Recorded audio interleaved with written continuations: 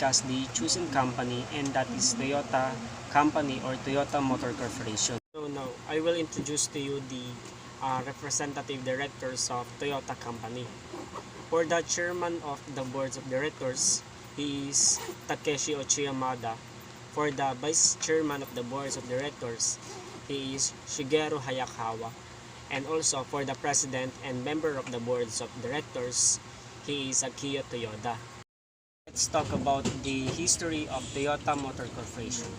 So, the Toyota Motor Corporation started with the humble beginnings. So, the mastermind behind this company is Keiichiro Toyoda in 1933. So, Toyota visited the United States and several automobile plants with his focus in entering the automotive field as a competitor. So he returned to Japan and started an automobile division in his father's loom factory. So General Motors, also known as GM, and Ford had already established automobile plants in Japan, but this did not avert Toyota. So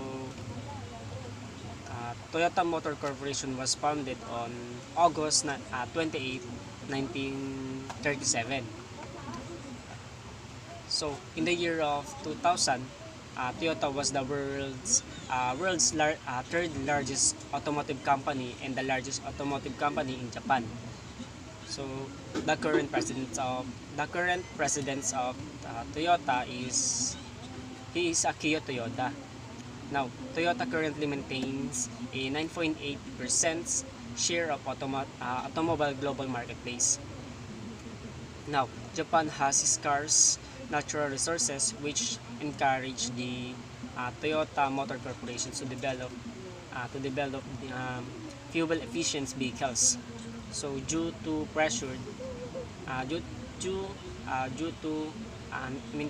to the variations in political environment in Japan, this pressures Japan auto manufacturers to rely on new technologies to increase their relevance in the industry, such as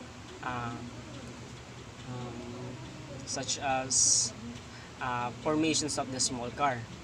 So on the other hand, other countries concentrated on large luxurious vehicles to appeal to their target market. So the Japanese manufacturer took a different approach that pertained to focusing on building small fuel efficient vehicles that would mature to dominate the automotive industry. I will discuss to you the mission and vision statements of Toyota Company. But first, I will discuss the mission statements of Toyota's companies. So Toyota's corporate mission is to make ever better cars, to build a future where everyone has a freedom to move. So this vision statement is combinations of companies' official statements regarding the mission of its business, to build a future where everyone has the freedom to move and to make ever better cars. So now, when it comes to quality assessment of Toyota's corporate mission, Toyota's focuses on automotive product and customers. So these details make the corporate mission specific enough in terms of what the automaker's business organization does. So the ideal corporation mission statements should be also include information about Toyota's self-concept, markets, and technology, as well as concerns regarding the company's image, business development, and workers. So the firm has room to improve its corporate mission statement, such as adding the aforementioned details to have a concise but broad enough representations of its automotive business and its reasons for existence. For the vision statements of Toyotas, it indicates the company's long-term strategic plan in the automobile industry. So this vision statements reads, Toyota will lead the future mobility society, enriching lives around the world with the safest and most responsible ways of moving people. So through our commitments to quality, chaseless innovations, and respect for the planet, we strive to exceed expectations and be rewarded with a smile. So we will meet challenging goals by engaging the talent and passion of people who believe there is always a better way.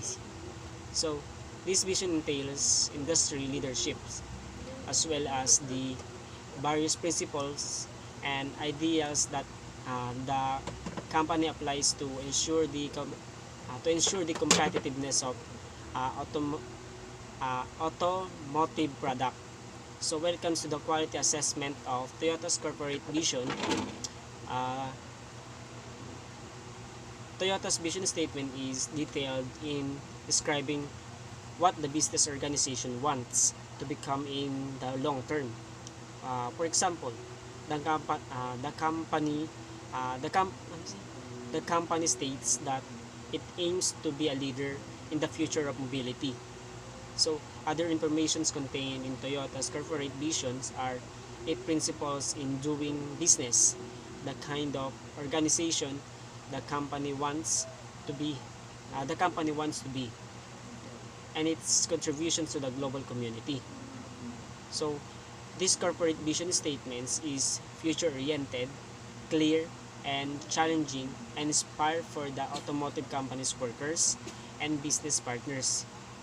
So with this characteristic under consideration, Toyota's corporate vision statements has high quality and is holistic because it encompasses strategic goals for a business leadership, product quality, human resources, and corporate social responsibility, among the others. So, this is the beginning of Toyota's expansion. At the end of 1945, the U.S. military gave Toyota's permission to begin peacetime production. They used what they have learned from America's industrial training program to continue making products in Japan, even after the program was abandoned from the US. While the company made trucks after World War II, they had begun to make Toyopets or Model SA that was available to drivers at a cheap price, and it was made to maneuver the rough roads of Japan following the war. Only 215 SA Toyopet were made. And as of Toyopet that followed resulted in sales of 8,400 annually in 1955 and 600,000 annually 10 years later in 1965. Next came the Toyota Land Cruiser, a civilian truck that based on the design of the Dodge half-ton weapons carrier along the Bantan. And afterwards, in 1958, Toyota introduced the Crown, their first luxury car. So, when Toyota goes international? In 1957, Toyota started on the road to international sales with headquarters in Hollywood and the first of their vehicles to be registered in the US. Company President Shotaro Kamiya personally installed the California license plate in front of the state's DMV. With the Land Cruiser in Toyopet failed to reach a significant number of sales, the company focused on creating a car that was designed especially in American market. This resulted in introductions of the Avalon and Camry. What is Toyota means? Toyota is a variation of the name Toyota, the original Toyota company, invented and produced numerous types of looms.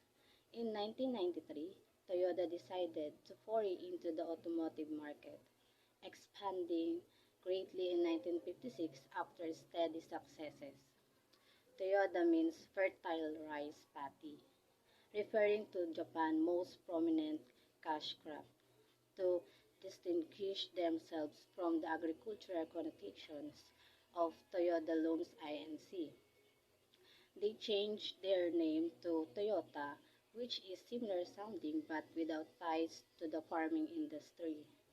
In the Japanese alphabet, Toyota takes 10 strokes to write, where Toyota only needs 8. Not only Toyota is easier to write, but 8 is a lucky number in Japan, so the change was perceived as auspicious. The Toyota logo, as it is today, had its American debut in 1990. It shows three overlapping ellipses, each of which represents an important phase of Toyota as a company. The column-like ellipses in the middle and the perpendicular lines ellipses perched on top represent the unification of the heart of Toyota customers and the heart of Toyota products. The final ellipsis, the one that surrounds the other two, represents Toyota's drive for technical innovation as well as future possibilities and opportunities. Toyota Motor Company today. Toyota has continued to grow through dedication to creating a vehicle that is dependable, performs well, and has superior safety features.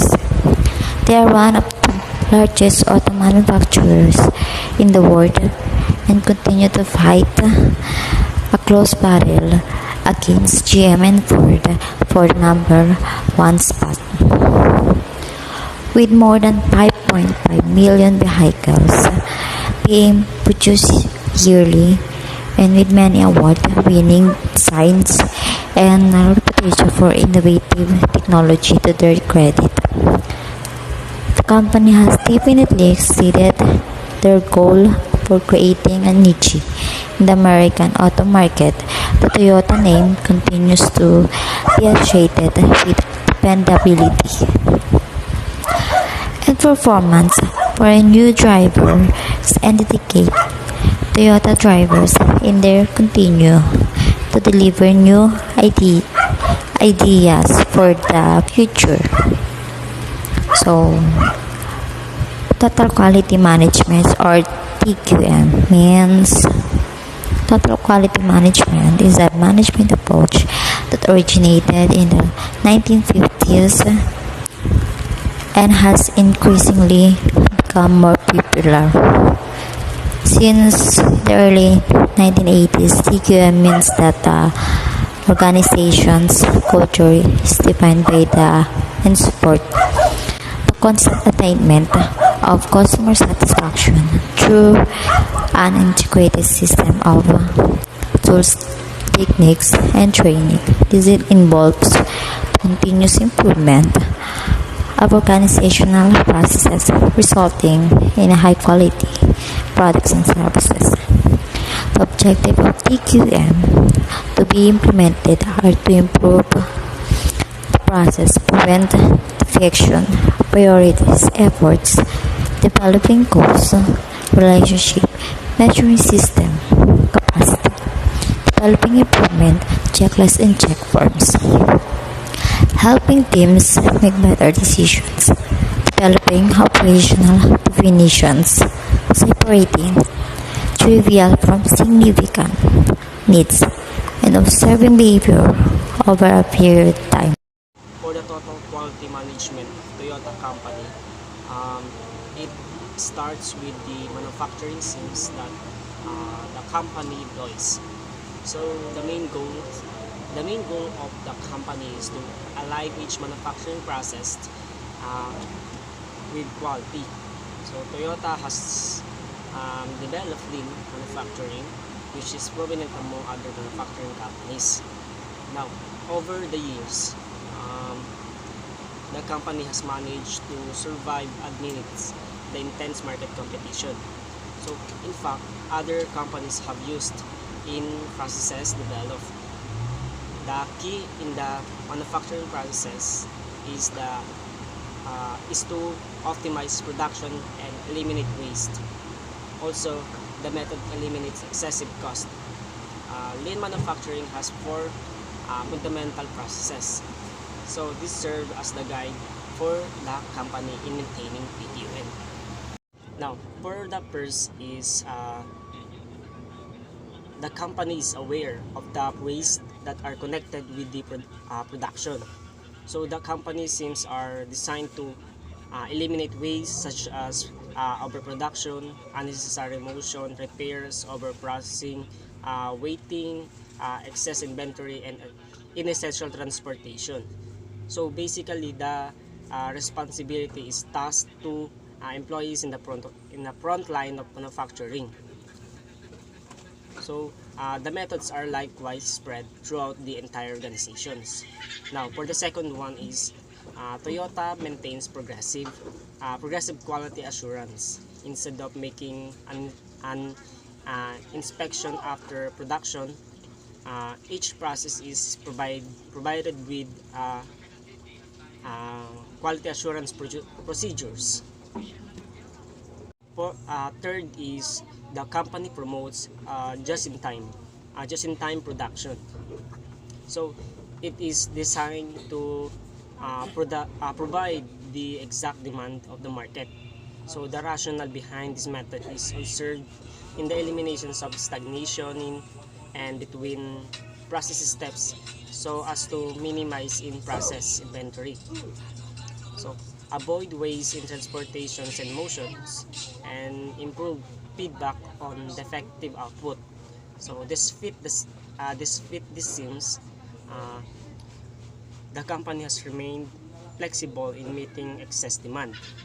Now, for the last is the principles is described as level production. So in this method, peaks and through in the volume are reduced to ensure optimum capacity used, and the process is engineered to enable the fastest possible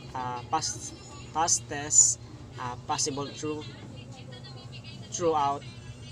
So yun, tasks are balanced between workstation and process steps so that utilization is maximized, and overall cycle time kept to a minimum. Most practitioners argue that total quality management of Toyota company was implemented in Toyota to ensure quality. But there is a subtle emphasis on the cost that needs to be discussed. So before total quality management came into existence, Toyota was dwarfed by big automakers such as Ford and General Motors. At present, Toyota has already surpassed the revenues of both automakers. So as the cars of Toyota improve in quality, so their cost also decreased. Now, the excess resources that Toyota gained from using total quality management were critical in its goal to improve the product lines. So moreover, cost-effective in its operation has made Toyota more competitive. So the company has success in managing its funds through total quality management. Recommendations. The extensive use of TQM is a primary priority for Toyota, but there are improvements that can still be implemented. Limiting costs to a minimum is an important goal. Toyota, however, has to ensure that the quality of product is maintained. It is critical for Toyota to eliminate TQM processes that create more cost than benefits. Continuing the quality enhancement has been the primary goal of the company. The immediate recipients of such an aim are the workers of the company. Toyota has to recognize the need to allow employees to flourish. Basically, Toyota workers have to embrace the values of quality and manifest these values in production. As a result, the products of Toyota have tremendously improved and waste were reduced significantly. Moreover, Toyota has been undergoing several research in improving product quality. Product diversification is needed since most cars in the market look similar. The company has learned the methods in building characters in the cars bannered by the top-notch quality. This is observed in the performance of Toyota products and the ability of the car to provide limitless satisfaction. Furthermore, the manufacturing processes are still being practiced with quality. The firm has been modifying the procedures to ensure that TQM is being implemented. Toyota ensures that the quality more than just manufacturing, one of the best cars brands in the market. The delivery system that the firm manifests is also incorporated with quality. The company guarantees that the damage is eliminated in transporting the cars. In addition, the company has created after-sales services for clients and prospects. Toyota has established networks of communication to accept queries, comments, and suggestions coming from the customer. TQM is an important breakthrough in the sector of manufacturing. Since the dawn of competition, quality has become a necessity among manufacturing companies. It is an advantage to incorporate quality in all aspects of company activities. Moreover, its emphasis on the use of GIT has further improved its production process. Toyota has also enhanced the use of GIT system with Kanban. The collaboration of these three processes has allowed Toyota to become more than efficient. Toyota Motors has become an emulated firm because of its successful production strategies. It is expected that the critics will argue on the validity of TQM as an effective and efficient strategic method. Du Bois 2002 argued that the use of the term TQM in management discourse created a positive utility regardless of what managers mean by it. In the late 1990s, the usage of the term TQM in the implementation of reforms lost the positive utility attached to the mere fact of using the term, and sometimes association with TQM become even negative. Nevertheless, TQM remains valuable in most organizations. Toyota firmly believes that the quality always has a place in the processes being maintained by the company. The emphasis of TQM on financial management needs to be highlighted. The mere focus of the TQM on quality shows dedication to limit defects and returns from the customer.